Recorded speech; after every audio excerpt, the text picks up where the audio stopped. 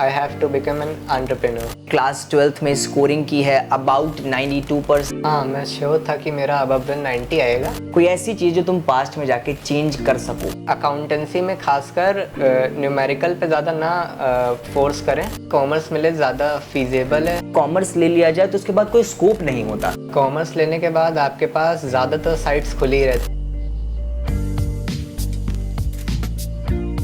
Welcome back students again in the next podcast of our commerce club, जहाँ पे आज हम बात करने वाले हैं अक्षत से, जिसने अभी जो अपने क्लास 12th में स्कोरिंग की है अबाउट 92%, अप्रॉक्स 92 कितना 92 अप्रॉक्स 92% स्कोर किया है विद जो ऑप्शनल सब्जेक्ट है उसका कंप्यूटर्स।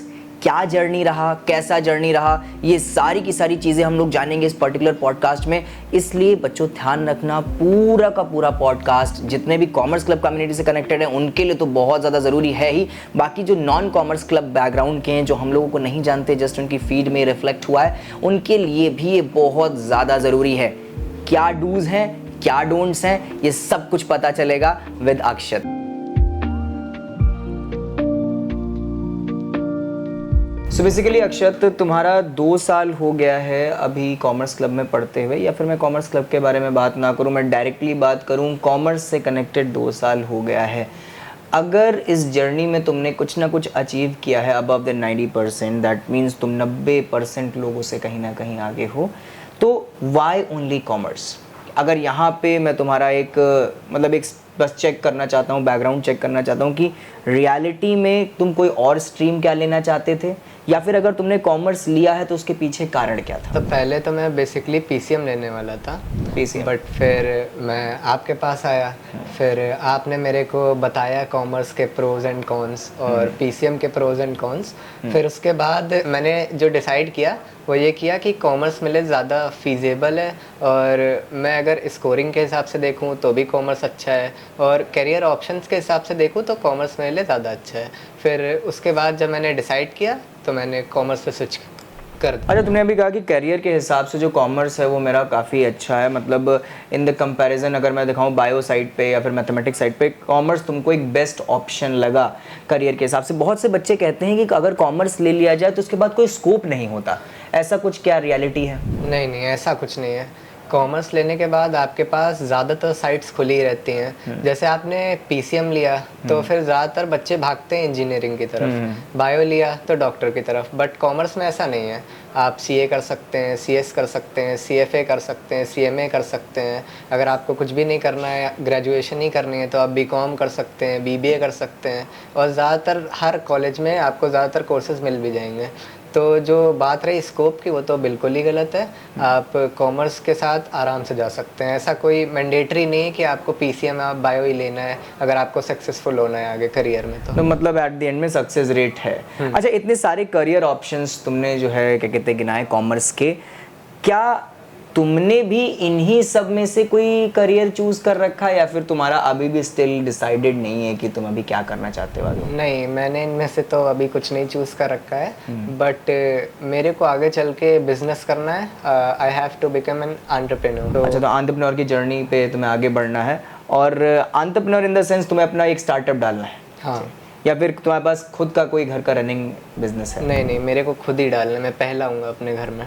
तो मेजॉरिटी ऑफ अगर हम लोग कॉमर्स के स्टूडेंट्स देखें तो उनको अपना कहीं ना कहीं बिजनेस ही डालना होता है, तभी वो कॉमर्स स्ट्रीम पे लेते हैं। बिसाइड दी क्या कहते हैं बिजनेस, तुमने बहुत से एस्पेक्ट्स बताए कि हाँ हम लोग शुरू कर सकते हैं अपना, ओवरऑल जॉब ऑप्शंस भी शुरू कर सकते हैं, ये सारी की सारी चीज़ें तो ठीक है।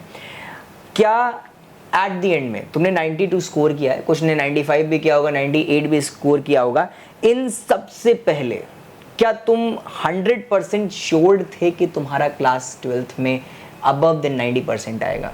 हाँ, मैं श्योर था कि मेरा अबव देन 90 आएगा, बट एक प्रॉब्लम ये थी कि 95 तक जाना था, तो मेरे को कंप्यूटर में अच्छा स्कोर करना था, और मेरे को हमेशा उसी में डाउट्स होते थे कि मैं कर पाऊँगा या नहीं। तो उसी के चक्कर में फिर बट 90+ हमेशा से श्योर था कि जाएगा ही जाएगा। अच्छा, इस कॉन्फिडेंस को, जैसे बहुत बच्चों को तो रहता है वो पास भी नहीं हो पाते, उनको तो ऐसा दिमाग में रहता है कि मैं पास भी हो पाऊंगा कि नहीं हो पाएगा, और बहुत से स्टूडेंट्स मेरे साथ कनेक्टेड हो कहते हैं सर बस पास करा दीजिए। ऐसा कॉन्फिडेंस अगर हमें चाहिए कि अब दिन क्लास 12th में जैसे मेरा खत्म होता है, मेरा 95% आएगा, मेरे पास इतना कॉन्फिडेंस है, अब दिन 90% आना ही आना है, इस कॉन्फिडेंस के पीछे क्या स्ट्रैटेजी रहती है? सर अगर बेसिकली आपको कॉन्फिडेंस बिल्ड करना है तो आपको किसी भी चीज़ के बारे में प्योर नॉलेज होनी चाहिए। अब जैसे आपने कॉमर्स स्ट्रीम ली है तो बेसिकली आप ज़्यादा से ज़्यादा ये ट्राई कीजिए कि आप कॉन्सेप्ट ग्रैब करें। आप जितना ज़्यादा कॉन्सेप्ट पे स्टिकअप रहेंगे उतना ही ज़्यादा आपका कॉन्फिडेंस बढ़ेगा। जब आपके पास कॉन्सेप्ट्स होंगे, आप क्वेश्चंस अच्छे से अटेम्प्ट करेंगे तो आपका कॉन्फिडेंस अल्टीमेटली बूस्ट ही हो जाएगा लास्ट। तो मेजॉरिटी ऑफ टाइम पे बच्चों को हमने देखा है कि उनका कंसेप्ट नॉलेज से ज़्यादा वो लोग ट्राई करते हैं कि वो क्वेश्चन न्यूमेरिकल फॉर्म में ज़्यादा ट्राई करें। मतलब कंसेप्ट को देंगे 1 दिन और न्यूमेरिकल को दे रहे हैं वो 4 से 5 दिन। अगर ये स्ट्रैटेजी सही है, या फिर अगर मैं बात करूं कि हमने कंसेप्ट को दिया है 4 से 5 दिन और 1 दिन हम दे रहे हैं न्यूमेरिकल्स को, तो इनमें बेसिकली क्या है? बेसिकली आपको कॉन्सेप्ट को ज़्यादा टाइम देना चाहिए एंड न्यूमेरिकल फिर अगर आपको कॉन्सेप्ट आता है तो आपसे हो ही जाएगा। आप एक बार अगर सिर्फ चेक करके देखें तो आपको यही मिलेगा कि कॉन्सेप्ट बिल्डिंग ज़्यादा प्रेफर। ये चीज़ है सबसे ज़्यादा, अगर कॉमर्स में बच्चा अंडर कॉन्फिडेंट फील करता है इन टर्म्स ऑफ अकाउंटेंसी और या फिर इकोनॉमिक्स में नेशनल इनकम जैसे पूरे के पूरे फॉर्मूले बेस्ड जो क्वेश्चंस होते हैं, वहाँ पे अगर हम लोग क्रॉस चेक करें बच्चों, तो हम लोग जब ज़्यादा से ज़्यादा न्यूमेरिकल पोर्शंस में अपना सर फोड़ने लग जाते हैं, तभी हमको ये देखने को मिलता है कि हमारा जो कॉन्फिडेंस लेवल है वो और नीचे गिरता चला जा रहा है। तो अगर मैं 4 दिन कंसेप्ट पे दे रहा हूँ और 1 दिन न्यूमेरिकल पे दे रहा हूँ, तो आई गेस वो 5 दिन न्यूमेरिकल पे देने के बराबर हो जाता है। हाँ बिल्कुल। तो दैट मीन्स आपको ज़्यादा समय देना है अपने कंसेप्ट पे, और उसके बाद आपको मतलब 1 दिन 2 दिन भी अगर आप न्यूमेरिकल पे दे देंगे तो वो बेस्ट रहेगा। ओके, क्या ये इतना ही ईजी था? हाँ इजी था मेरे। कितने घंटे, लोग कहते हैं कि बहुत ज़्यादा स्टडी आवर्स निकालना पड़ता है हमको अगर 90 अबव स्कोर करना है, 95 96 स्कोर करना है, क्या बहुत ज़्यादा स्टडी आवर्स का क्राइटेरिया फिक्स था तुम्हारा? कितने घंटे तक पढ़ाई नहीं, करते ऐसा कुछ नहीं होता है। बेसिकली मैं तो 3 से 4-5 घंटा एक दिन में पढ़ता था और आराम से आप अगर सिर्फ आपका कॉन्सेप्ट स्ट्रांग है तो बेसिकली आप आराम से अच्छा स्कोर कर लेंगे। मतलब 3 से 4 आवर्स 5 घंटे फिक्स थे या फिर रैंडम निकालते थे? नहीं, रैंडम निकालते थे। टाइम टेबल ऐसा कोई फिक्स नहीं था कि मैं इसी बहुत से बच्चे अब ट्राई करते हैं कि वो टाइम टेबल क्रिएट करने लगते हैं, ये सब बनाने लगते हैं। ऐसा कुछ भी नहीं करना है।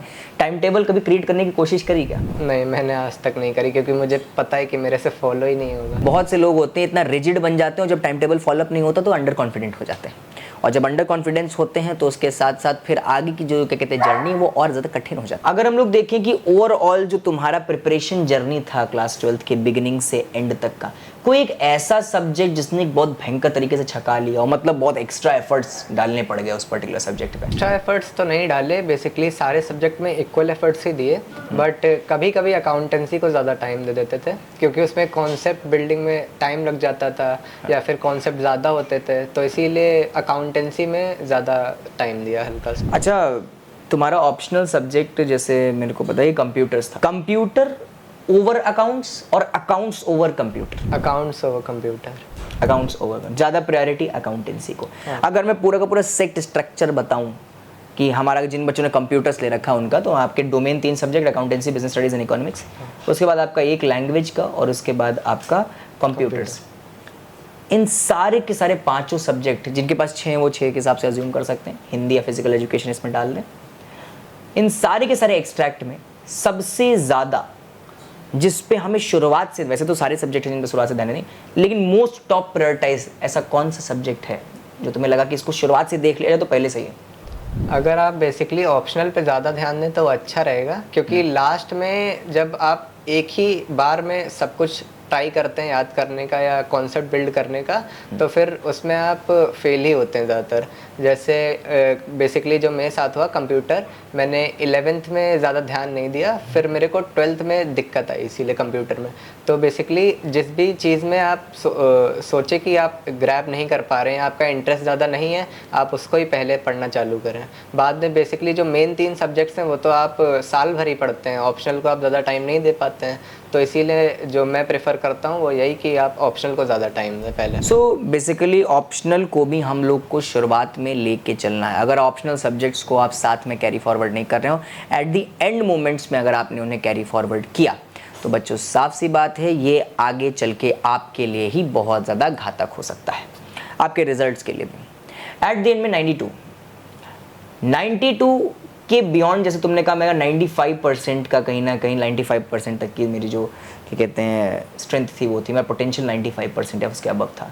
92 कैसे रहे? बेसिकली भाई बाद में जो रीज़न आता है वो कंप्यूटर ही रहा, क्योंकि कंप्यूटर में मेरे सिर्फ 78 मार्क्स। बहुत ज़रूरी चीज़ है बच्चों की आपका मान के चलिए कि आपने जितनी प्रिपरेशन करी है और वो प्रिपरेशन पूरी की पूरी ध्वस्त हो जाती है आपके ऑप्शनल सब्जेक्ट को लेकर, शायद वही हुआ है। हाँ वही हुआ है, क्योंकि कंप्यूटर में 78 मार्क्स हैं और बाकी सब में 95 या 95 अबव, तो अगर उसमें मेरे इतने नहीं आते तो शायद मैं 90 तक भी नहीं पहुंच पाता, क्योंकि कंप्यूटर बेसिकली बहुत ही ज़्यादा बेकार तो मतलब छोटा तीर वार करे गंभीर, वही चीज़ है, छोटी चीज़ें बहुत बड़ा इम्पैक्ट डालती हैं। अगर तुमको ये ऑप्शन मिलता, या फिर मैं सीधी बात करूं जितने भी स्टूडेंट्स हैं तो जूनियर्स देख रहे हैं तुम्हारे, ठीक है, मैं यहाँ पे तुमसे क्वेश्चन लेता हूँ, क्या कॉमर्स के साथ optional computers is a good choice और not? No it is not. ये बहुत ज़्यादा ज़रूरी चीज़ है और मैं कुछ पेरेंट्स को भी ये चीज़ दिखाना चाहता हूँ कि मेजोरिटी ऑफ टाइम पे वो लोग कंप्यूटर को बहुत फोर्स अप करते हैं कि कॉमर्स के साथ कंप्यूटर्स लो या मैथमेटिक्स, कंप्यूटर लो या मैथमेटिक्स, क्योंकि कॉमर्स को अंडररेटेड समझते हैं। उनको लगता है उसके साथ एक